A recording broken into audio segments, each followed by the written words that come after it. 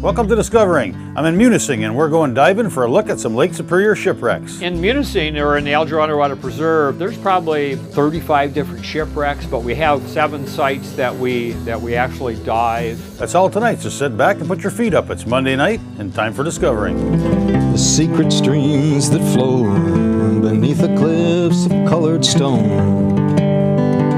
Forest thick and healthy with birch and pine and oak.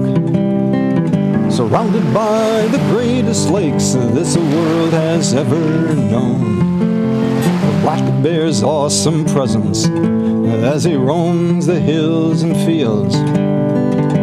Call of the timber wolf, the loon's lonesome trill. The eagle soaring high above, the trout lies deep and still. These are what I treasure, the only way I measure feelings that I have for this fine land. There is so much to discover when you're a long-time lover of northern Michigan.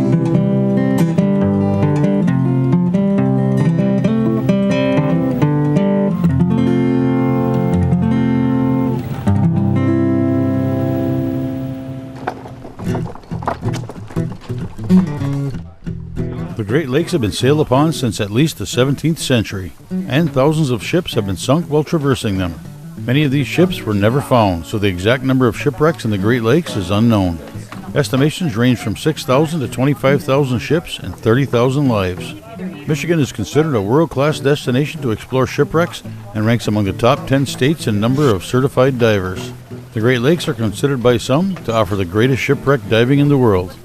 I hopped aboard the Wreck Express with Captain Peter Lindquist of Glass Bottom Boat Tours in Munising and a crew of divers for a look at some Lake Superior shipwrecks. So we just left the dock at the shipwreck tour, the Glass Bottom boats in Munising, and we always have them dress their tank and get their BC and the regulator in place and things like that. We came out here with a dive group, and we're getting ready to put everybody in the water. This marks the tugboat.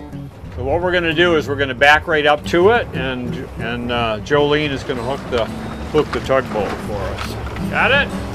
And then they normally put on their wetsuits or dry suit and kind of get ready, but not too ready, because they have to suffer through our orientation. Once we get to the wreck, we like to tell them a little history of the wreck, etc. So anyway, welcome aboard the Wreck Express. I want to thank you all for coming and all of that, and you know, I'm sure you're going to enjoy your diving and stuff.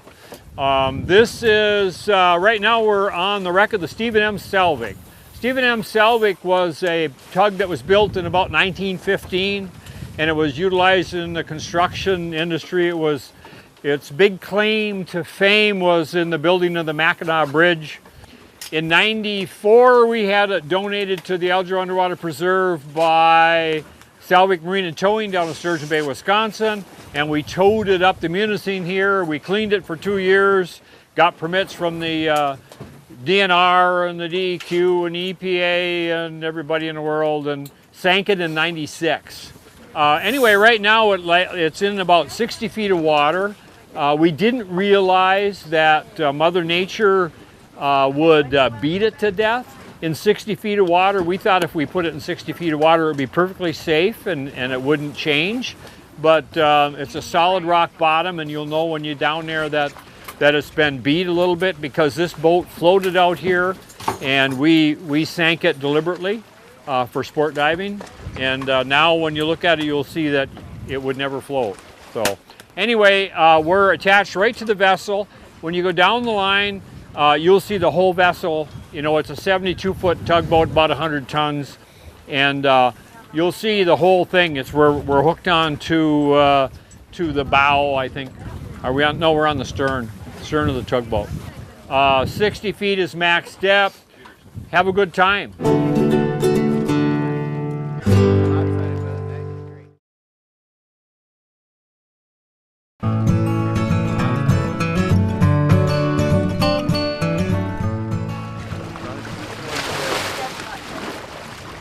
So the Stephen M. Selvage was kind of interesting. We as a preserve realized we had an issue in that we have the wreck of the Smithmore, which is at 80 feet to the deck, 105 to the bottom, and we're going to dive that next today. And then we have the Bermuda as a contrast that's only 12 feet to the deck and 30 feet to the bottom, and that one we show on the glass bottom boat. But we didn't have anything in the intermediate range for a second dive, an intact dive for scuba diving.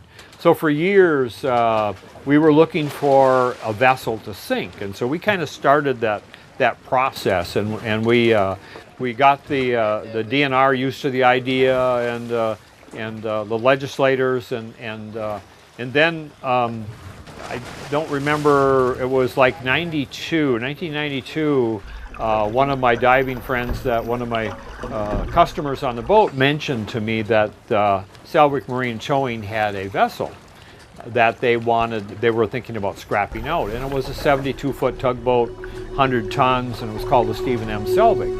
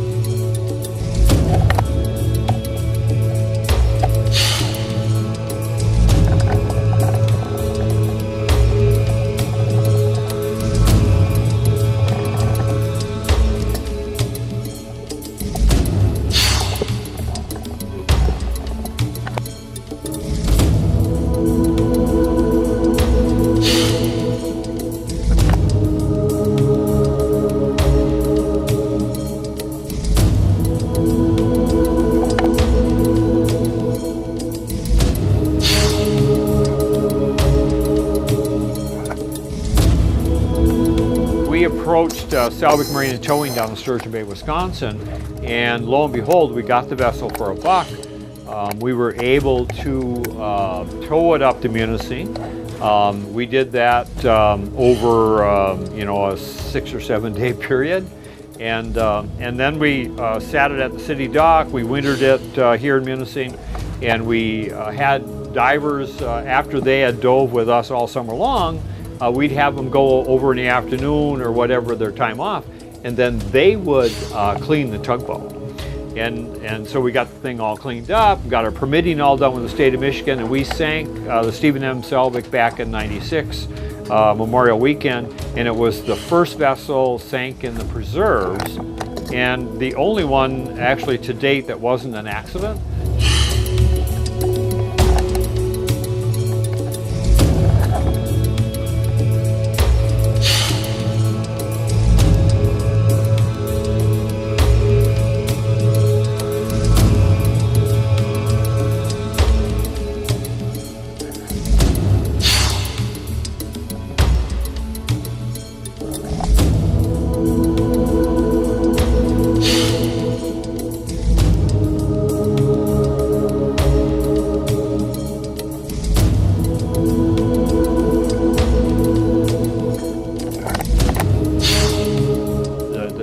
M. Selvage, I believe it was called the Cabot at the time.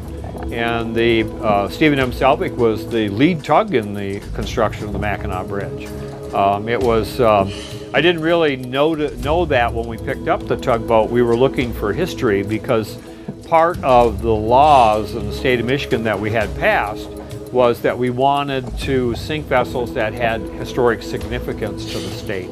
And that way, you know, we could limit what was sank, and by the same time, you know, keep historic things. We also designed the law, which is changeable, of course, if things need to be,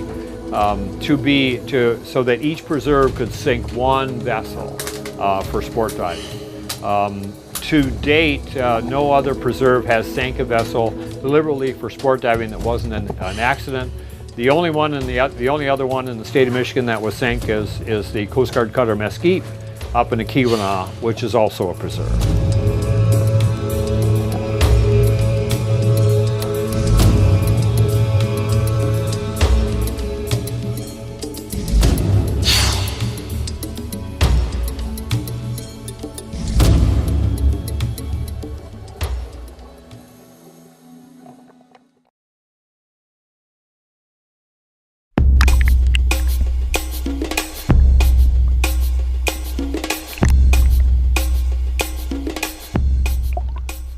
So we talked about the tugboat for years, not the tugboat itself, but about sinking a vessel for years.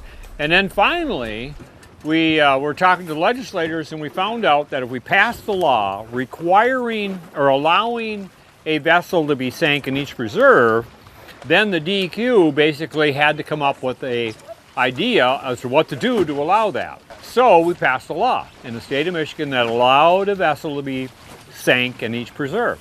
So from that point on, all of a sudden, it's like, okay, we have this tugboat, 72 feet long, we're going to sink it in the Algernon Water Preserve. How do you want us to do it? What do you want us to do before we sink it?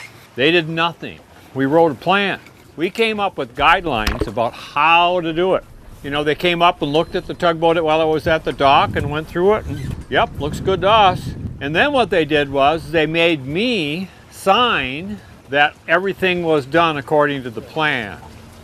All right, so now we just finished the dive on the Stephen M. Selvage, and we accounted for everybody, and now we're headed over to the second dive site, which is going to be the Smith Moore.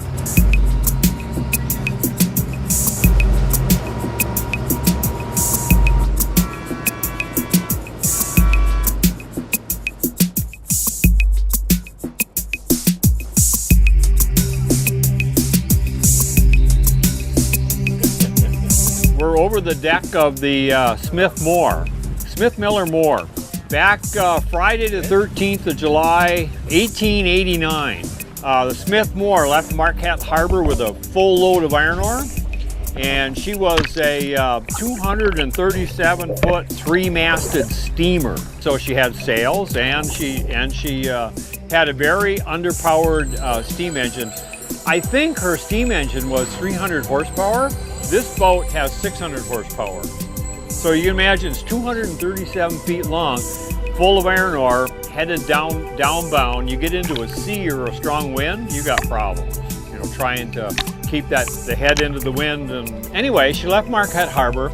By midnight, she was north of Grand Island by 10 miles in a dead fog, and she got involved in a bow collision with the James Pecans. And the Pecans was a similar vessel, similar size, and it continued on its way to Marquette because, you know, the captain figured that they got two pointy bows and they hit each other, you know, they just slide off each other and everything. Well, that didn't quite go. And then what happened was the bow was actually split on the Smith Moore. And the M.M. Drake, which is now a sunken vessel down in Whitefish Point, came and took the Smith Moore in tow. And then by 6 a.m. in the morning, the M.M. Drake had the Smith Moore coming into the harbor here. And old George Pryor was sitting in the lighthouse, and he was the lighthouse keeper. And he noted in the official lighthouse log, he said, 2 steamers entered Munising Harbor, 1 sank.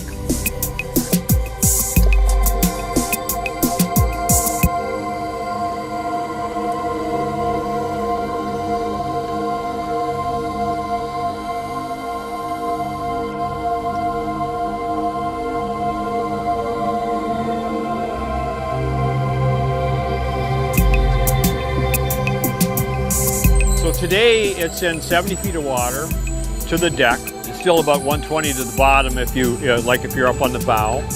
It's a little bit deeper than what you normally dive. So just be aware that even at 70 feet, there's a little bit of narcosis. Don't try and see the whole wreck because it's 237 feet long.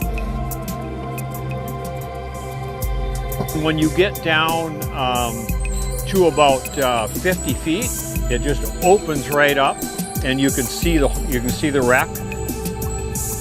We are attached right now to the to the engine at the stern of the vessel is where we're attached.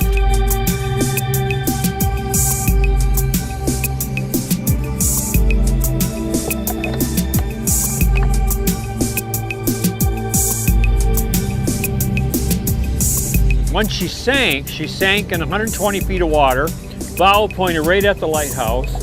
3 masts were still out of the water in 120 feet. So that shows you how big of a vessel it is. It was just huge. About a month or so later, they had a hard hat diver come up from Chicago. So he basically just shinnied down the mast, and they determined that the damage was pretty severe on the bow, and also that the cargo really wasn't worth that much. So they decided just to tear down their mast and let her lie. So that's what they did.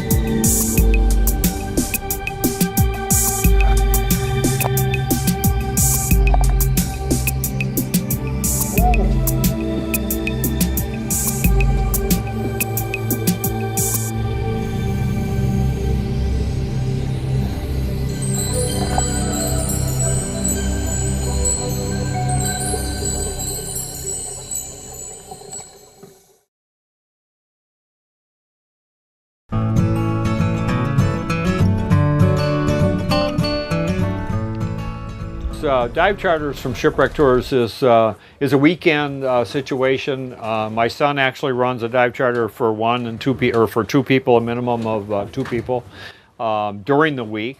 But on the Wreck Express here, we're licensed for like 17 divers, but we put 12 on because that's where we're comfortable. And we take out divers on weekends. It's a fun business. Back about 25 years ago, I used to take out fishermen and divers, and we had to make a decision because it seemed like whenever I had divers, I had fishermen and blah blah blah. And so we ended up going for scuba diving, and we've been in that business ever since. But that was actually the beginning of the glass bottom boat because we had a lot of people that were interested in shipwrecks at the time, and every place I went, people asked me about shipwrecks. So we tried to figure out how to show people shipwrecks, and the glass bottom boat ended up to be what we did. And so we've been operating the glass bottom boat now for like 25 years. We take certified divers out. We don't teach diving, and basically on this boat we basically do divers that come with a shop, part of a group. We take onesies and twosies on the other boat, but we still don't certify diving. What you do is you have to learn how to dive where you live, basically, and then get certified. And then quite often you'll find that anywhere in the Midwest that those divers will come up and visit Munising, and we're normally the dive charter that they will use. I've had many divers start off by taking the glass bottom boat tour, and in the process they kind of get introduced to shipwrecks. And then what happens is they'll ask us, well, how do we get certified to dive? And so then we ask them where they're from. We 90% of the time we know of a dive shop that's in their area, and we recommend that dive shop, and then from that point on, you know, we might see them the next year on the dive boat because they rode the glass bottom, which is very interesting. Munising is, along with Alpena, is the first two underwater preserves in the state of Michigan. That happened, I think, in 1981, and we both got legislated in within a month of each other. And basically what it is, it's protection for shipwrecks so that you can't take anything. And our motto on diving is the same as what they do now in parks. We always say that you know, leave only bubbles is what we like to say. You know, take only pictures and leave only bubbles. That's why we're a preserve. In Munising, or in the Alger Underwater Preserve, there's probably 35 different shipwrecks, but we have 7 sites that we actually dive. We show 3 on 3 different sites on the glass bottom, but we show 2 shipwrecks on the glass bottom. And then on diving wise, we show like 7 different dive sites for diving. And we go as far as Osabo Point and dive the shipwreck of the Kiowa. And also at Spray Falls, we don't dive it, but we stop and talk about it. There's a shipwreck there that had the biggest loss of life, and I believe that was in 1860 something. It was the wreck of the Superior, and they lost 29 people on that raft. The shipwrecks here in the preserve, most of them didn't have a loss of life. A lot of them crashed into the rocks or caught fire in the process of getting out of the harbor or things like that. And so there was a minimum loss of life as far as the shipwrecks are concerned. Well, that's it for tonight. If you'd like to keep tabs on what's coming up on Discovering or see where we've been, go to 906outdoors.com. Thanks for watching, and we'll see you next week right here on Discovering.